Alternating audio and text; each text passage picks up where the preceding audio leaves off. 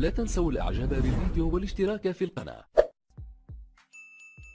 The Huawei P20 Pro. Huawei has come out with some pretty solidly constructed phones since the Nexus 6P failure back in the day. The Mate 10 Pro I tested earlier this year passed with flying colors. It's time to see if this newest phone from Huawei, the triple camera P20 Pro flagship, is a survivor. Let's get started.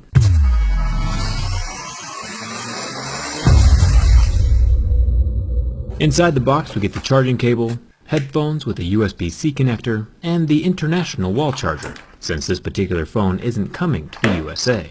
I'll update the video description if that changes in the future.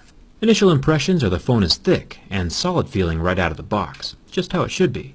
We'll start with the scratch test. Laying out my Mohs hardness scale, if you remember this tells us what hardness level the screen is. Plastic would be a level 3, tempered glass is a level 6, and sapphire would be a level 8. Diamonds, of course, would be a 10.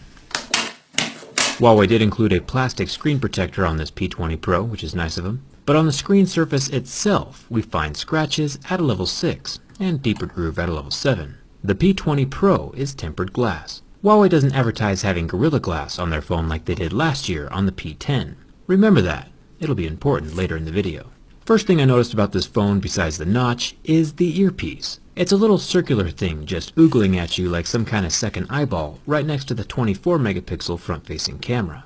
Most earpieces are little slits for optimal sound transfer from the rectangular speaker underneath, but this guy is a circle. It'll be interesting to see if the speaker is circular as well during the teardown. The speaker grill won't fall out though, which is good. Not even with the razor blade. It's still sitting completely flush with the surface of the glass. The fingerprint scanner is down here at the bottom of the phone and is unscratchable. A big step up from the Mate 10, which we did end up scratching.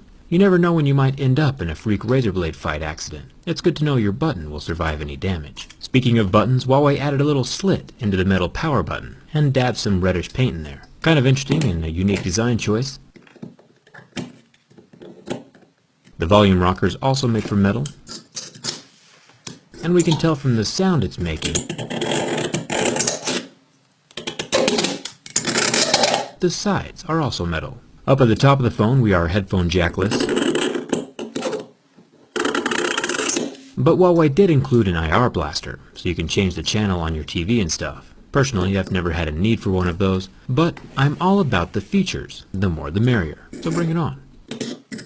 We have a metal dual SIM card tray, but no expandable memory. No headphone jack on the bottom of the phone either, just the loudspeaker and USB-C charging port.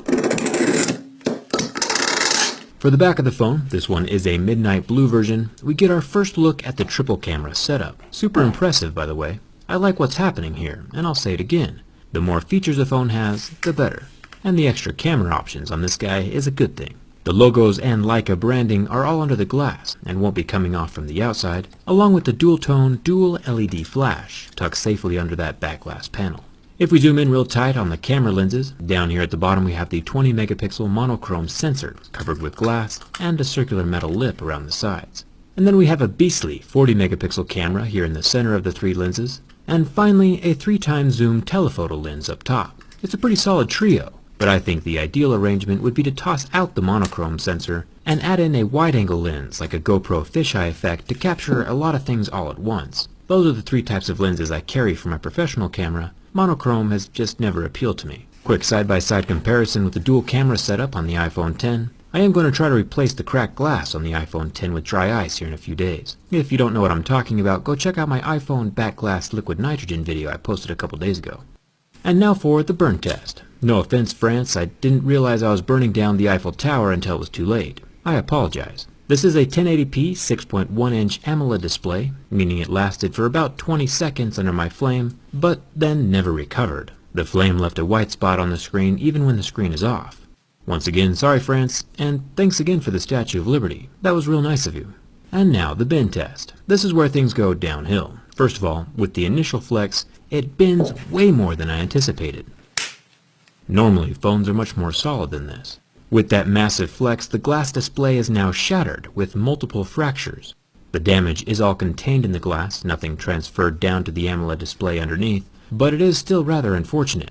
I'll do a quick bend from the back of the phone before we go into the structural analysis, but with that second bend, no extra damage is done to the front or rear of the phone. It appears as if the cracks emanated from the level 7 pick marks left on the surface, meaning that without the damage I intentionally introduced to the surface of the glass, it might have survived the first bend. But an important thing to remember is that these impurities or scratches introduced to the surface of the glass can also occur in real life, in your pocket, or with minor drops, dents, and dings. And even more interesting to note is that I've tested over 100 different phones now over the past few years, and most of them don't shatter during the bend test, even with the level 6 and 7 scratches in the glass. So it's kind of safe to say that this Huawei P20 Pro is just weaker in general. My theory is that Huawei didn't advertise Corning Gorilla Glass on this particular phone, and with the vast majority of other phones that I test, some form of Gorilla Glass is installed. Based off the sample size of tested phones on my channel, Corning holds up better than generic cell phone glass, even after damage has been introduced. The Huawei P20 Pro still functions though, so it's not a catastrophic failure. I don't think that it deserves a spot on my shelf of shame, but it's